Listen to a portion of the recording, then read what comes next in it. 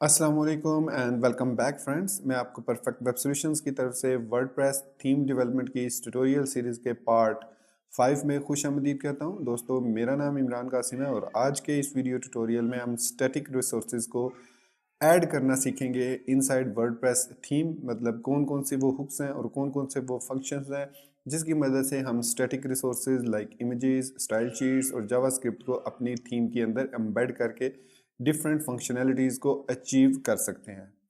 तो दोस्तों, बगैर देर किए, बगैर आपसे कहे, चैनल को सब्सक्राइब कीजिए, लाइक कीजिए और शेयर कीजिए। चलिए शुरू करते हैं इस वीडियो ट्यूटोरियल को। तो फ्रेंड्स, इससे पहले कि मैं अपने आज के वीडियो ट्यूटोरियल को स्टार्ट करूं, मैं आपको बता देना चाहता हूं कि लास्ट पार्ट 4 में एक मैंने मिस्टेक की थी। एक 2620 पर, मतलब जो टाइम स्पैन है उस पर, और एक 2920 पर। वो दो मिस्टेक्स मैंने की थी और किसी ने भी उसको नोट नहीं किया, लेकिन मैंने आज उसको कमेंट सेक्शन में ऐड कर दिया। तो काइंडली आप पार्ट 4 के कमेंट सेक्शन को देख लीजिए और अपनी वो मिस्टेक्स को ठीक कर लीजिए। पहली मिस्टेक थी, मैंने जो ऐड एक्शंस दो ऐड किए हैं वो मैंने दोनों गलत ऐड कर दिए थे, जिसकी वजह से हमारे जो एडमिन पैनल से विजेट्स और मेन्यूज़ का ऑप्शन जो है वो गायब हो चुका था।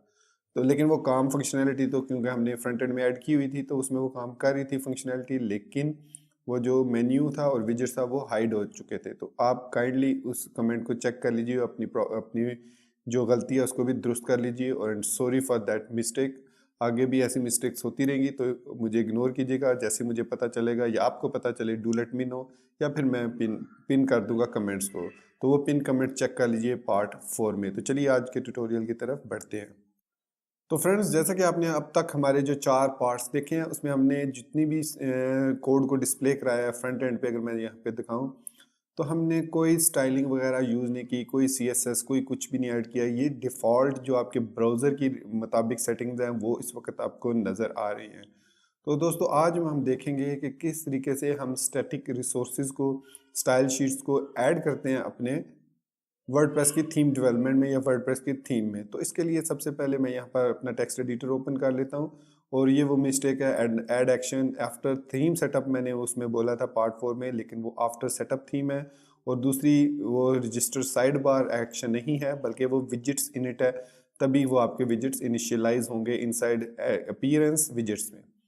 खैर, तो अब रिसोर्सेज ऐड करने के लिए, स्टैटिक रिसोर्सेज ऐड करने के लिए स्पेशली स्टाइल शीट्स और स्क्रिप्ट्स की भी बात करेंगे। इमेजेस को हम बाद में देखेंगे क्योंकि इमेजेस को डायरेक्ट हम टेम्पलेट्स में कॉल करते हैं, उनका लिंक इतना ज़्यादा फंक्शंस डॉट php में नहीं होता। तो सबसे पहले हम बात करेंगे एक्शन हुक की, WP-enqueue स्क्रिप्ट्स। जी हाँ, WP-enqueue स्क्रिप्ट्स की मदद से हम स्टाइल्स और जावास्क्रिप्ट को एम्बेड कर सकते हैं हेडर में और फुटर में अपनी वर्डप्रेस थीम के, using functions dot php file. तो इसके लिए हमारे पास हुक है, ऐड एक्शन WP-enqueue स्क्रिप्ट्स। तो ये देखिए, यहाँ पर वो मुझे बता रहा है कि WP-enqueue स्क्रिप्ट्स एक फंक्शन भी है और WP-enqueue स्क्रिप्ट्स एक एक्शन भी है। तो मैं इस एक्शन हुक को यूज़ करूँगा। इसके बाद हम यहाँ पर अपना कॉल बैक फंक्शन देंगे PWSP के विद प्रीफिक्स। तो यहाँ पर अब मैं लिख दूंगा इसको enqueue स्क्रिप्ट्स स्टाइल्स। तो ये हमारा जो फंक्शन होगा जिसकी मदद से हम स्क्रिप्ट और स्टाइल्स को इनक्यू करेंगे। तो यहाँ पर मैं फंक्शन क्रिएट कर, बल्कि मैं यहाँ पर फंक्शन क्रिएट करता हूँ ताकि आपको पता चले कि ये इसका फंक्शन है। तो यहाँ पर मैंने इसका फंक्शन क्रिएट कर लिया। अब इस फंक्शन के अंदर मैं थोड़ा सा अगर इसको नीचे ले जाऊँ, चलिए, अब आई एम श्योर नज़र तो ठीक आ रहा होगा आपको। तो यहाँ पर अब हमारे पास दो फंक्शन होते हैं, बल्कि इसके एनक्यू के तीन स्क्रिप्ट के, एनक्यू स्क्रिप्ट के और एनक्यू स्टाइल्स हैं कि तीन फंक्शंस हैं। WP-enqueue स्क्रिप्ट एक फंक्शन है और WP-enqueue स्टाइल दूसरा फंक्शन है। फिर इसके बाद WP रजिस्टर स्टाइल, स्पेलिंग गलत हो गए, रजिस्टर स्टाइल एक और फंक्शन है। फिर WP रजिस्टर स्क्रिप्ट एक ये फंक्शन है। फिर उसके बाद WP DQ स्क्रिप्ट है। फिर WP DQ स्टाइल है। तो ये हमारे पास टोटल फंक्शंस हैं जो कि इनक्यू करने के लिए और डीक्यू करने के लिए यूज़ होते हैं। अब मैं इनको स्टेप बाय स्टेप आपको बताता हूँ कि इनका फंक्शन क्या है। तो विद दिस फंक्शन जो है वो वी कैन एनक्यू और embed any script inside over WordPress theme. ठीक हो गया। फिर ये है वी कैन एनक्यू और embed any style inside over WordPress theme. फिर उसके बाद हमारे पास है register style. So we can register style before embedding और enqueuing it into WordPress theme। मतलब उसको हम रजिस्टर कर सकते हैं इससे पहले कि हम उसको एनक्यू करें, तो वो हम इनका डिफरेंस जो है वो अभी देखेंगे। So WP register script same है। We can register a script before embedding और enqueuing into WordPress theme. उसके बाद DQ script we can remove any script functionality using DQ script. This method we can remove any styling functionality using DQ style using this. ठीक है, using this लिख देते हैं, using this. तो friends हमारे पास ये टोटल 6 फंक्शंस हैं NQ करने के लिए, स्क्रिप्ट्स और स्टाइल्स के साथ प्ले करने के लिए। अब इसकी मदद से WP एनक्यू स्क्रिप्ट की मदद से हम सिंपली कोई भी स्क्रिप्ट जो है उसको ऐड कर सकते हैं अपनी वर्डप्रेस की थीम में, उसके हेड में या उसके फुटर में, जहां पर हम चाहें। एनक्यू स्टाइल जो है ये टोटली हम इसको ऐड कर सकते हैं इन द हेडर, मतलब इसको मस्ट इसको हेडर में ही ऐड किया जाता है स्टाइल्स को। उसके बाद अगर हम एनक्यू करने से पहले उनको रजिस्टर करना चाहें तो फिर हम रजिस्टर स्टाइल करते हैं। फिर सिंपली हमें एनक्यू स्टाइल में हैंडल उसको प्रोवाइड करना होता है, तो वो उसको रजिस्टर कर देता है, एनक्यू कर देता है। DQ की मदद से हम कोई अगर स्क्रिप्ट ऐसा है जिसकी फंक्शनैलिटी को ख़त्म करना चाह रहे हैं, तो हम DQ स्क्रिप्ट को वही हैंडल देंगे जो क्रिएट करते हुए हमने क्रिएट किया था, तो उसके बाद वो फंक्शन जो है वो ख़त्म हो जाएगा। तो इसी तरह स्टाइल भी ख़त्म हो जाएगा। अब इस WP NQ स्क्रिप्ट के 4 पैरामीटर्स हैं, बल्कि 4 नहीं 5 कह सकते हैं। एक हैंडल, उसका नेम कोई भी यूनिक नेम आप देख सकते हैं। फिर उसका पाथ वो कहाँ पर मौजूद है। फिर उसकी डिपेंडेंसी कि क्या वो आप जो स्क्रिप्ट एनक्यू करने जा रहे हैं वो किसी और स्क्रिप्ट पर डिपेंडेंट तो नहीं है। अगर वो किसी और स्क्रिप्ट पर डिपेंडेंट है तो उसको आपने पहले एनक्यू करना है, और उसके हैंडल को यहाँ पर एज एन एरे हम जितने भी वो डिपेंडेंट होंगे उनको as a form in the form of array यहाँ पर हम पास करेंगे। फिर उसके बाद उसका 4th ऑप्शन है इन द हेडर या इन द फुटर, मतलब आप उस स्क्रिप्ट को हेडर में शो करना चाह रहे हैं या फुटर में शो करना चाह रही है। तो अगर आप उसको हेडर में शो करना चाह रहे हैं तो इसको फॉल्स करेंगे, अदरवाइज आप इसको ट्रू करेंगे। फिर उसके बाद यहाँ पर उसका एक और पैरामीटर है ट्रू और फॉल्स की सूरत में हम इसको देते हैं। तो हम देख लेते हैं कि इनके मीनिंग्स क्या हैं। तो यहाँ पर हम आएंगे WP NQ स्क्रिप्ट में। तो सबसे पहला हैंडल है, दूसरा उसका पार्ट सोर्स है, तीसरा डिपेंडेंसी है, चौथा उसका वर्जन है, और इन फुटर है 5वां। तो इन फुटर को ट्रू कर देंगे तो वो फुटर में चला जाएगा, अगर इन फुटर फॉल्स होगा तो वो आपके हेड सेक्शन में इंक्लूड हो जाएगा। और यहाँ पर हम उसको वर्जन नंबर दे सकते हैं इन the form of string, otherwise by default ये फॉल्स होता है, बाय डिफ़ॉल्ट आप इसको फॉल्स पास करेंगे। तो इन 5 वैल्यूज़ को हम पास करते हैं। इसी तरीके से अगर मैं WP NQ स्टाइल में जाता हूँ तो पहले इसके हैंडल प्रोवाइड करते हैं, इसका यूनिक नेम, फिर इसका पाथ कि कहाँ पर ये पड़ा हुआ है सोर्स, फिर इसकी डिपेंडेंसीज कौन कौन सी हैं, फिर उसके बाद उसका वर्जन कौन सा है, फिर उसका मीडिया टाइप क्या है। मीडिया टाइप से मुराद है, अगर आपको रिस्पॉन्सिव मीडियाज़ का पता क्यूरीज़ का, तो हमारे पास मीडिया स्क्रीन होती है, मीडिया इसके अलावा प्रिंट होता है, इसके अलावा हमारे पास रिस्पॉन्सिव मीडियाज़ होते हैं। तो ये इसके जो है पैरामीटर्स हैं जो हमने यहाँ पर पास करने होते हैं। अब चलिए हम यहाँ पर अब बाय डिफ़ॉल्ट जो है वो एक स्क्रिप्ट हम यहाँ पर ऐड कर लेते हैं। तो कोई भी एक रेंडम सा स्क्रिप्ट मैं न्यू फाइल क्रिएट कर लेता हूँ और इसको कह देता हूँ custom.js। तो ये हमारे पास एक स्क्रिप्ट हमने ऐड कर लिया। अब यहाँ पर स्क्रिप्ट टैग्स ऐड करने की जरूरत नहीं है, यहाँ पर डायरेक्ट हम console.log कर देते हैं स्क्रिप्ट सक्सेसफुली एडिड। ठीक है, ये मैंने एक इसमें छोटा सा मैसेज लिख दिया जो कि अगर स्क्रिप्ट सक्सेसफुली ऐड होगा तो हमें यहाँ पर कंसोल के अंदर यहाँ पर ये मैसेज लिखा हुआ आ जाएगा। अभी अगर मैं पेज को रीलोड करता हूँ तो आप देखेंगे हमें कोई मैसेज भी नहीं यहाँ पर मिल रहा। ठीक है, तो यहाँ पर वो मैसेज डिस्प्ले हो जाएगा। तो अब हमने स्क्रिप्ट को एम्बेड करना है। इसी तरीके से मैं स्टाइल्स CSS में न्यू फाइल क्रिएट कर लेता हूँ style.css। तो इसके अंदर हम यहाँ पर बॉडी और इसका बैकग्राउंड CCC कर देते हैं। ये हम एक कलर ऐड कर देते हैं ताकि हमें पता चल जाए कि हमारी स्टाइलिंग जो है वो ऐड हो चुकी है। तो यहाँ पर अब functions.php में आएंगे तो यहाँ पर सबसे पहले हमने स्क्रिप्ट को एनक्यू करना है। तो हैंडल में हम दे देंगे उसका नाम, जैसे माई कस्टम स्क्रिप्ट, तो ये यूनिक नेम होना चाहिए। उसके बाद जब पाथ आती है, बारी आती है पाथ देने की, तो ध्यान में रखिए इसमें मैंने आपको दो चीज़ें बताई थी लास्ट वीडियो ट्यूटोरियल में, गेट टेम्पलेट डायरेक्टरी और गेट टेम्पलेट डायरेक्टरी URI।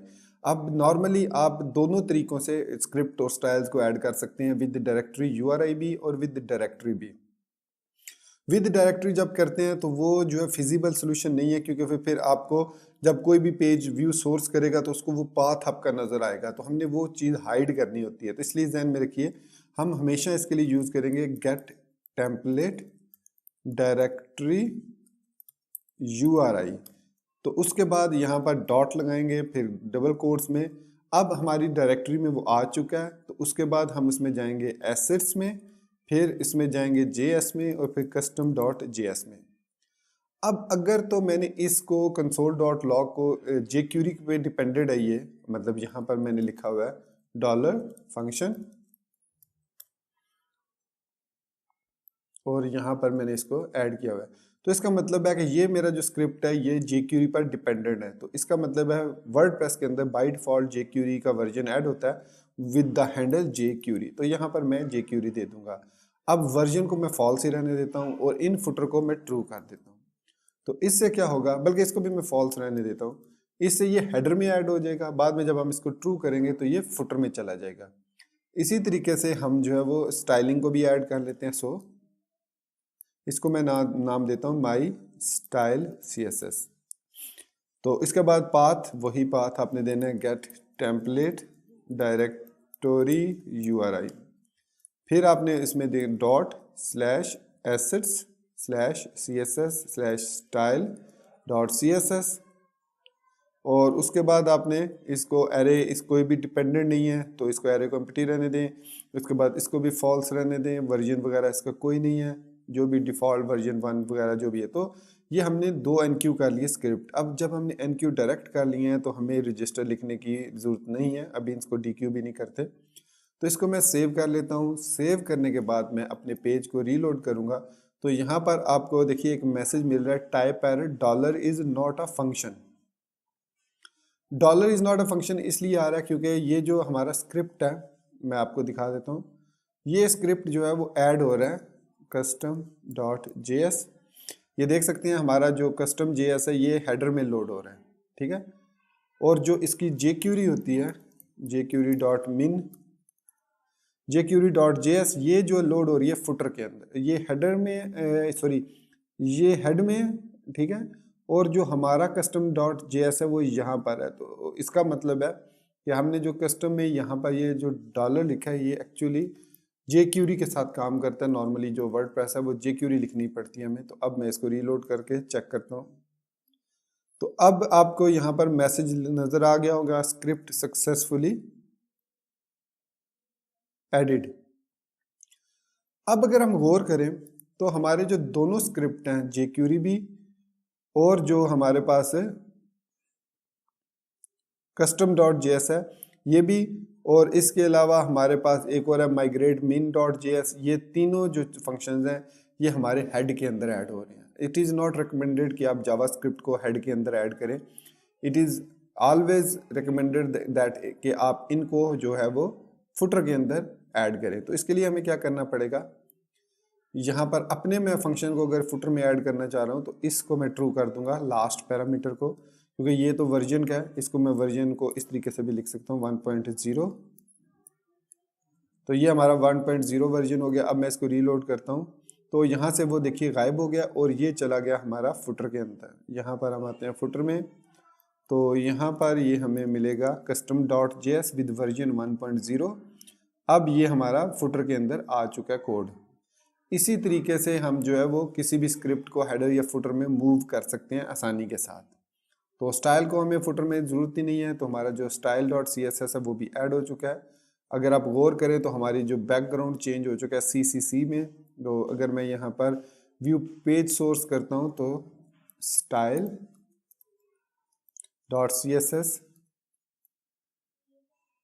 एक तो style.css माई style.css इसका नाम रखा था हमने, तो ये enqueue नहीं हुआ। Get template directory assets wp enqueue style, और ये हो गया फॉल्स। ठीक है, आई थिंक मैंने यहाँ पर कोई मिस्टेक तो नहीं कर दी। तो wp enqueue स्टाइल में इसलिए प्रॉब्लम आ रही थी कि हमने जो कस्टम स्टाइल enqueue किया है उसमें यहाँ पर हम एक एम्प्टी स्ट्रिंग दे रहे हैं, तो वो उस डिपेंडेंसी को फाइंड करने की कोशिश कर रहा है। तो इसके लिए हमें यहाँ पर ये एम्प्टी स्ट्रिंग ख़त्म करना होगा और सिंपली एरे को पास करना होगा। ये ध्यान में रखिएगा, यहाँ पर एम्प्टी एरे देंगे। उसके बाद आप जब सेव करेंगे तो आपकी जो स्टाइलिंग है वो enqueue हो चुकी होगी। ये देख सकते हैं आप, इसने खुद आगे -css ऐड कर दिया। ये ऑटोमेटिकली ऐड करता है। हमारा जो इसका नेम है माई कस्टम डैश स्टाइल है, और इसके बाद इसका ये तकरीबन सारा पाथ है। और ये जो 5.02 खुद से दे रहा है, ये इसका जो आपके वर्डप्रेस का वर्जन है ये उसको ऐड करता है खुद से। तो आप अगर यहाँ पर वर्जन 1.0 दे देते हैं 1.0, तो अब ये इस वर्जन को यूज़ करेगा यहाँ पर। तो अब आप देख सकते हैं वर्जन इज इक्वल टू 1.0 हो चुका है। तो इस तरीके से हम जो है कोई भी रिसोर्स है कोई भी हम ऐड कर सकते हैं, स्टाइलिंग ऐड कर सकते हैं, कस्टम CSS ऐड कर सकते हैं, ठीक है, और जावास्क्रिप्ट ऐड कर सकते हैं, जो भी हम इसमें ऐड करना चाहें। तो अब हमने जो है वो अपने थीम के अंदर स्क्रिप्ट्स हुक की मदद से wp enqueue स्क्रिप्ट्स की हुक की मदद से enqueue आसानी से कर लिया। अब ये जो बाकी 4 फंक्शंस हैं wp रजिस्टर, ये कब हम यूज़ करते हैं? तो दोस्तों इनको यूज़ करना बहुत ही आसान है। सिंपली आपने करना क्या है, पहले हम रजिस्टर करते हैं स्टाइल को, तो उसको ये सारे पैरामीटर देते हैं। Ctrl+X किया और यहाँ पर ये सारे कंट्रोल पेस्ट कर दिया। इसी तरीके से हम सबसे पहले रजिस्टर करेंगे स्क्रिप्ट को, उसको ये सारे पैरामीटर देंगे और यहाँ पर उसको पेस्ट कर देंगे। उनको देने के बाद हमें इन दोनों कोड्स को, जो ये 2 फंक्शंस हैं, इनको हम यूज़ करेंगे यहाँ पर। wp enqueue स्क्रिप्ट और wp enqueue स्टाइल को हम रजिस्टर करने के बाद यूज़ करेंगे, और यहाँ पर सिंपली हम वो नेम पास कर देंगे। wp स्क्रिप्ट ये नेम, wp ये आई थिंक मैंने, हाँ, ये माई कस्टम स्टाइल है, ये यहाँ पर आएगा, और माई कस्टम स्क्रिप्ट यहाँ से कॉपी करके यहाँ पर आएगा। अब मैं सेव करूँगा और जब वापस जाएंगे तो हमारे पास सेम उसी तरीके से स्टाइलिंग इनेबल हो चुकी है। लेकिन इससे फ़र्क ये पड़ता है कि मैं इसको यहाँ से अगर कमेंट कर देता हूँ तो अब हमारी स्टाइलिंग इनेबल नहीं होगी। हालांकि हमने सिर्फ इसको रजिस्टर किया है, इसको इनेबल नहीं, enqueue नहीं किया। तो रजिस्टर की मदद से सिर्फ स्टाइलिंग को रजिस्टर कर सकते हैं। विद सर्टन कंडीशंस हम उसको इनेबल करना चाहें तो इनेबल कर सकते हैं। आगे चल के हम कंडीशंस को देखेंगे कि कौन कौन सी कंडीशन है। जैसे पेज को हम डिटेक्ट करेंगे कि वो पेज सिंगल है, होम है, होम पेज के लिए अलग से CSS एम्बेड करो। अगर पेज फ्रंट पेज है उसके लिए अलग से CSS एम्बेड करो। अगर सिंगल पेज है उसके लिए अलग से। तो हम हर टेम्पलेट के लिए, जितने भी हमने टेम्पलेट हायरार्की क्रिएट की है, हर एक के लिए डिफरेंट CSS फाइल को इंक्लूड कर सकते हैं विद इन वर्डप्रेस। तो इस तरीके से हम जो है वो अपने इसके बाद 2 रह गए हमारे पास, wp dequeue स्टाइल और wp dequeue स्क्रिप्ट। तो जब हम enqueue स्टाइल कर लेते हैं और enqueue स्क्रिप्ट कर लेते हैं दोनों, तो अगर सपोज किया कल को हमारा कोई दोस्त जो है इस थीम की चाइल्ड थीम क्रिएट करना चाह रहा है और वो इन दोनों स्क्रिप्ट्स को या स्टाइल्स को यूज़ नहीं करना चाह रहा, अपनी स्टाइलिंग ऐड करना चाह रहा है, तो सिंपली उसको क्या करना होगा, WP-DQ स्क्रिप्ट आएगा और जो हमने NQ स्क्रिप्ट के अंदर जो टैग दिया है या हैंडल दिया है वही हैंडल हम यहाँ पर ऐड कर देंगे। तो अब ये DQ हो जाएगा हमारा स्क्रिप्ट, मतलब रिमूव हो जाएगा। तो इसी तरीके से अगर हम यहाँ पर माई स्टाइल को कॉपी करके इसको DQ स्टाइल दे देते हैं, तो यहाँ पर इसको कॉपी किया और हैंडल के अंदर इसको पास कर दिया, तो ये DQ हो जाएंगे, लेकिन ये अनरजिस्टर्ड नहीं होंगे। तो इसके लिए हमारे पास दो और फंक्शंस हैं, WP अनरजिस्टर और इसके बाद सॉरी DQ डी रजिस्टर है, ये डी रजिस्टर स्क्रिप्ट है और WP डी रजिस्टर स्टाइल है। तो ये दो भी फंक्शन, इनका काम भी वही है कि जो भी आप स्क्रिप्ट रजिस्टर करते हैं उनको अब हम डी रजिस्टर कर देते हैं, उसको उसकी रजिस्ट्रेशन ख़त्म कर सकते हैं। तो ये हमने आज के इस अभी तक के वीडियो ट्यूटोरियल में ये देखा, WP रजिस्टर स्टाइल कैसे करते हैं, WP रजिस्टर स्क्रिप्ट कैसे करते हैं यूज़, और यही प्रॉपर वे है एम्बेड करने का स्टाइलिंग और स्क्रिप्टिंग को इनसाइड वर्डप्रेस थीम। कुछ लोग डायरेक्टली header.php में ऐड कर लेते हैं, वो भी ठीक है क्योंकि एट द एंड होना तो हेडर फाइल में ही है, लेकिन इसका नुकसान ये है कि आपको फिर यहाँ पर काफ़ी सारी फाइल का साइज़ जो है वो रन टाइम पे, डिज़ाइन टाइम पे बड़ा होता जाएगा और हमें वो फाइंड करने में, अपनी सोल्यूशन फाइंड करने में ज़्यादा प्रॉब्लम होगी। और अब देख सकते हैं कितना क्लीन कोड है, जब हम एडिटिंग थीम को डेवलप कर रहे हो तो ये कोड बहुत हमारी हेल्प करता है। तो फुटर में इसी तरीके से यहाँ पर देखिए बहुत छोटा सा क्लीन कोड लिखा हुआ है, and that is why we use functions.php file.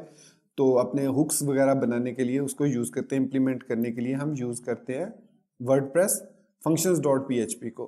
तो इसके अलावा हम फर्दर इसकी जो है वो क्लीनिंग कर सकते हैं। जैसे हमारे पास ये जो फंक्शन है WP रजिस्टर साइड बार्स, तो इसको हम उठाकर यहाँ से रख सकते हैं किसी अलग फाइल में और उसको इंक्लूड कर लें बाद में। तो ये भी वैलिड तरीका है किसी भी थीम को सेटअप करने के लिए। जैसे मैं इस सारे कोड को यहाँ से कट करता हूँ और include.css फाइल में, इंक्लूड फोल्डर में सॉरी, न्यू फाइल क्रिएट करता हूँ, ऐड थीम support.php, सेव किया।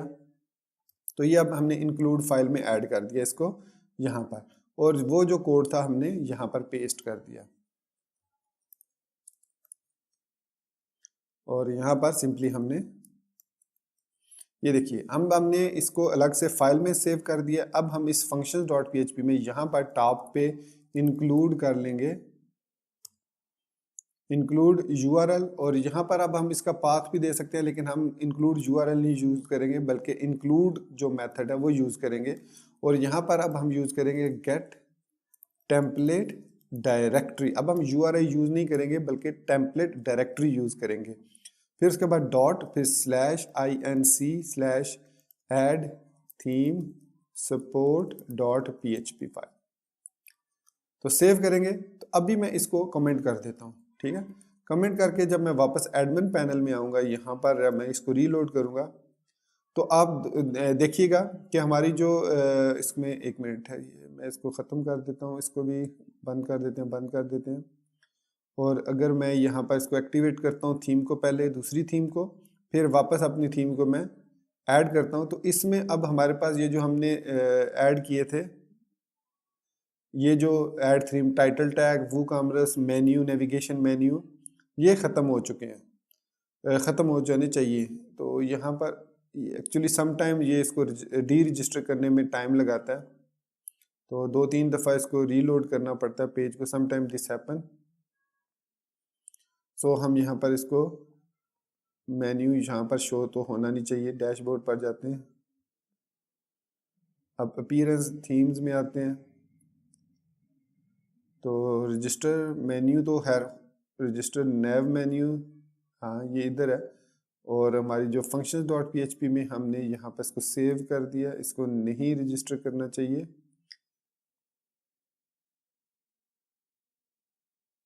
ये कभी कभी इस तरह प्रॉब्लम कर जाता है। आप एक दो दफ़ा इसको रिफ़्रेश करें।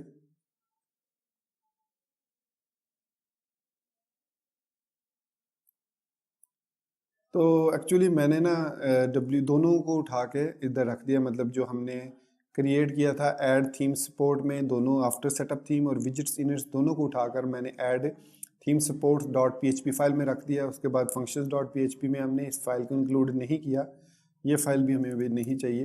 तो हमारी फाइल में सिर्फ WP-enqueue स्क्रिप्ट्स मौजूद है। तो इसके लिए हम enqueue स्क्रिप्ट्स का अलग से फाइल बना सकते हैं ताकि अपनी जो इस फंक्शन डॉट पी है इसको मोर क्लीन कर लिया जाए। अब सिंपली हमें इंक्लूड करना पड़ेगा कुछ इस तरीके से, और ये इंक्लूड एक फंक्शन है, तो हम इस तरीके से भी इसको ऐड कर सकते हैं। अभी ये PHP 7 में आई थिंक ये सपोर्ट इस तरह है, वरना पहले हमें इसको ब्रैकेट्स के अंदर लिखना पड़ता था। तो अब आप देख सकते हैं हमारे विजिट्स और मेन्यू वापस आ चुके हैं। तो इस तरीके से हम फर्दर अपने जावा इंक्लूड फोल्डर को यूज़ कर सकते हैं और अपने एसेट्स फोल्डर को यूज़ कर सकते हैं।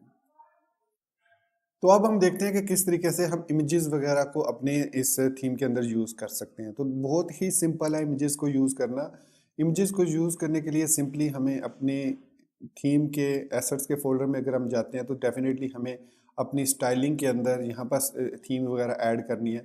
तो सपोज़ कीजिए मुझे एक इसमें बैकग्राउंड इमेज ऐड करना है जो कि पूरी बॉडी पर नज़र आए, मतलब जो हमारी ये वाली बॉडी है इसकी बैकग्राउंड पर बजाय ग्रे कलर के मैं इमेज लगाना चाह रहा हूँ, और उस इमेज को मैं सेव करूँगा इमेजेस के इस फोल्डर में, और फिर उसका पाथ दूंगा मैं यहाँ पर स्टाइल डॉट CSS फाइल में, जो कि हमारी एसेट्स के अंदर CSS के अंदर मौजूद है। तो बहुत ही आसान है, इसके लिए कोई ज़्यादा कॉम्प्लिकेशन नहीं है। हमें रिलेटिव पाथ यहाँ पर यूज़ करेंगे। प्रीवियसली जो भी हमने फंक्शंस डॉट PHP में ऐड किया है जिस तरीके से ये एक एब्सोल्यूट पाथ है, ठीक है। गेट टेम्पलेट डायरेक्टरी आपका एब्सोल्यूट पाथ जो है फाइंड करेगी जहाँ पर आपकी जो वेबसाइट है वो इंस्टॉल है, चाहे वो लाइव सर्वर है चाहे लोकल सर्वर है। जबकि स्टाइल डॉट CSS में अब हम रिलेटिव पाथ के थ्रू अपने इमेजेस को चेंज कर सकते हैं। नो डाउट यहाँ पर भी हम दे सकते हैं एब्सोल्यूट पाथ भी, लेकिन यहाँ पर it is better to use relative paths. तो चलिए देखते हैं किस तरीके से हम रिलेटिव पाथ को यूज़ करते हैं। तो यहाँ पर मैं कोई सैम्पल इमेज जो है वो डाउनलोड कर लेता हूँ। तो इसके लिए unsplash.com पे चले जाते हैं। यहाँ से कोई भी एक मैं रैंडम सा इमेज जो है वो डाउनलोड कर लेता हूँ बैकग्राउंड। तो unsplash.com से यहाँ से कोई सा भी एक बैकग्राउंड कोई अच्छा सा सिंपल सा हो बैकग्राउंड, जो कि चलिए मेरे ख्याल में इस इमेज को हम यूज़ कर लेते हैं। सो डाउनलोड फ्री कर लेते हैं।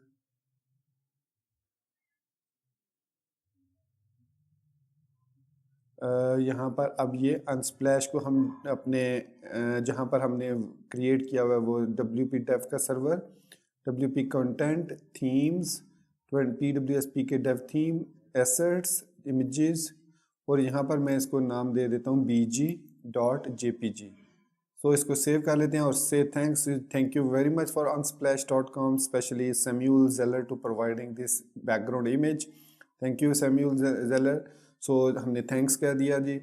तो अब यहाँ पर अब हम इस इमेज को यहाँ पर देख सकते हैं कि ये हमारा इमेज अभी डाउनलोड नहीं हुआ कंप्लीट, अभी आई थिंक हो रहा है, कोई बड़ी फाइल है, ये देख सकते हैं 4.9 MB की फाइल है। ओके, तो just it will take few second more. तो हमारा इमेज अब डाउनलोड हो चुका है कंप्लीट। तो यहाँ पर bg.jpg हमारे पास ही आ चुकी है इमेज।